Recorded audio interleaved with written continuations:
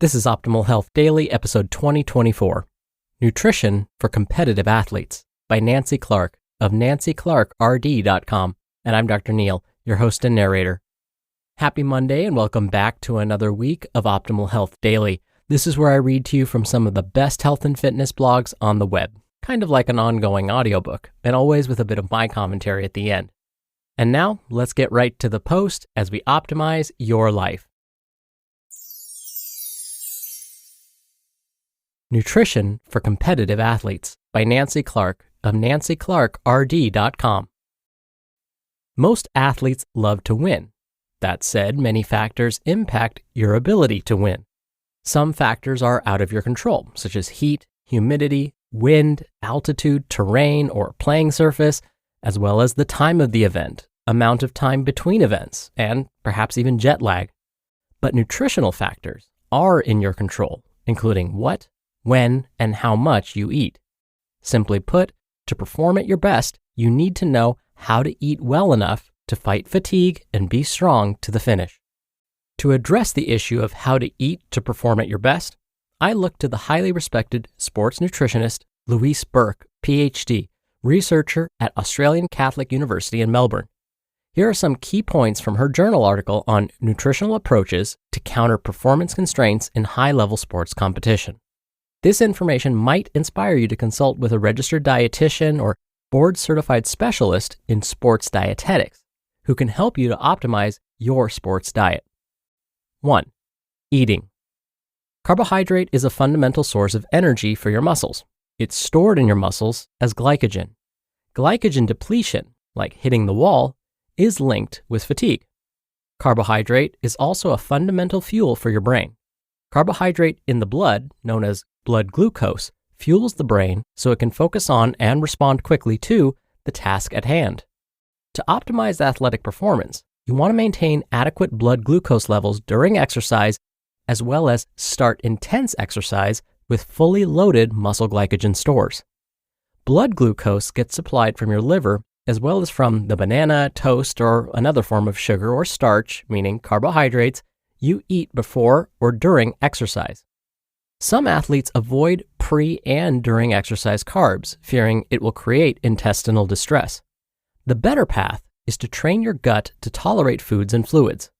By experimenting during exercise sessions with a variety of carbs, could be dried pineapple or a granola bar, or even diluted juice, or a variety of flavors and brands of commercial products like sports drinks, gels, chomps, and so on, you can learn which fuel settles best. Choosing a variety of carbohydrates can increase the rate they are absorbed and might reduce the risk of GI distress. Having a well-tested fueling plan can be really helpful. Training also enhances your ability to burn fat, and it can be further enhanced by adapting to a keto or high-fat, very low-carb diet. Given fat stores are essentially limitless, a keto-adapted endurance athlete theoretically should be able to perform very well without having to consume additional carbs during exercise, therefore reducing the risk of intestinal upset from drinking or eating during a race. Sounds good, but this theory doesn't always work. Research shows that keto-adapted athletes can maintain their performance of moderate intensity exercise, but experience a performance decline during real-life high-intensity competitive endurance events.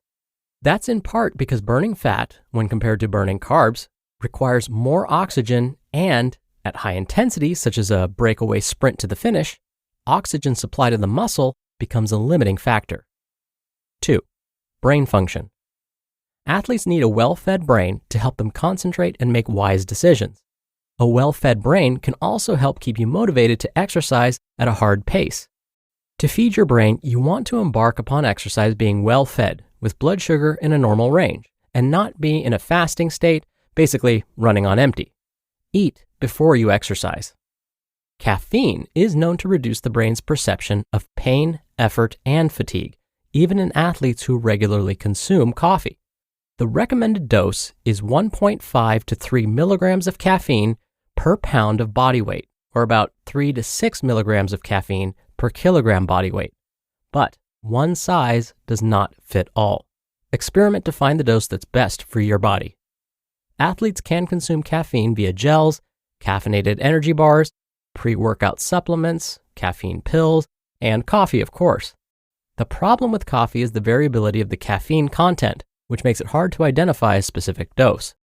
Some performance enhancers do not need to be absorbed into the body to offer beneficial effects. For example, simply rinsing the mouth with a sugar solution or a sports drink and then spitting it out stimulates reward centers in the brain, allowing you to work harder and enhance your performance before a short, intense effort, such as a power lift or a 30-second cycling sprint.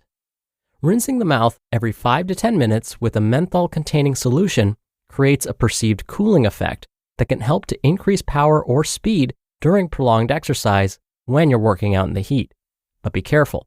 If you feel cooler, but are actually not cooler, you might overextend yourself and end up slowing down prematurely. Anti-cramping agents, such as pickle juice, capsaicin, or spicy tastes, might be helpful for athletes who experience muscle cramps. These pungent tastes are thought to distract the nerves involved with the cramping muscle and reduce the severity of the cramp, but much more research is needed in this area. And 3, fluids. You want to be sure you're optimally hydrated before you start competing. Your first morning urine should be light colored, not dark and concentrated. Whether programmed drinking, meaning you're drinking according to a set plan, is better than drinking as desired according to your thirst, depends on your sport.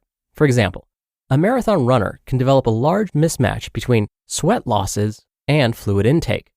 A 10K runner is less likely to become severely dehydrated in comparison. The suggested goal is to lose less than 2% of your body weight over the course of the event. For example, taking a 150-pound athlete, that would mean about 3 pounds of fluid loss. In lab-based research, a loss of more than 3% of body weight, so about 4.5 pounds for a 150-pound athlete, is linked to reduced performance. In real life, many athletes' motivation to win overrides the negative effects of being underhydrated. Questions do remain unanswered, though. Could dehydrated athletes have performed better if they were better hydrated?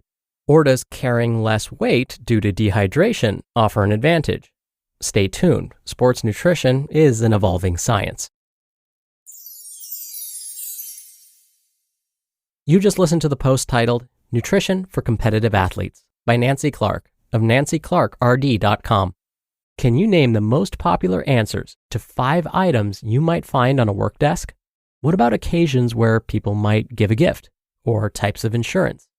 Welcome to Fun Frenzy Trivia. Fun Frenzy Trivia is a free mobile trivia game with over 60 different categories, including music, TV, animals, and celebrities. If you choose the most popular answers to each question and beat the clock, you move on to the next level. It sounds simple, but the questions get harder over time. And if you get stuck, you can use coins and gems to get hints and beat the level. I really love it, not only because it keeps my brain sharp, but you definitely learn a thing or two as well. Fun Frenzy Trivia is an exciting brand new game on the App Store from the creators of the #1 trivia app, Trivia Star. Download Fun Frenzy Trivia today to challenge yourself. Just go to the Apple or Google Store and search for Fun Frenzy Trivia. Download Fun Frenzy Trivia for free today and get ready to flex your brain muscles. Dr. Neal here for my commentary. A few weeks ago, I was talking about the importance of hydration on this very show, especially if you're experiencing DOMS or delayed onset muscle soreness, or even if you had a particularly intense workout. This is because after an intense workout, the body naturally creates byproducts that can damage organs. When this happens, it's called rhabdomyolysis, or rhabdo for short. Now, luckily, the body knows that these potentially harmful byproducts shouldn't be sitting in the bloodstream for too long, so it does try to remove them through the kidneys. And we can help the body remove these byproducts by making sure we're well hydrated, especially after the workout. Just as today's author Nancy said, we want to be sure that our urine is light yellow colored. It doesn't have to be clear. Clear urine means we're overhydrating. If we are well hydrated, again, a pale yellow color, this is one of the best ways to prevent the onset of rhabdomyolysis, or rhabdo for short. All right, that'll do it for the Monday episode. I hope you have a great start to your week, and I'll be back here tomorrow as usual, where your optimal life awaits.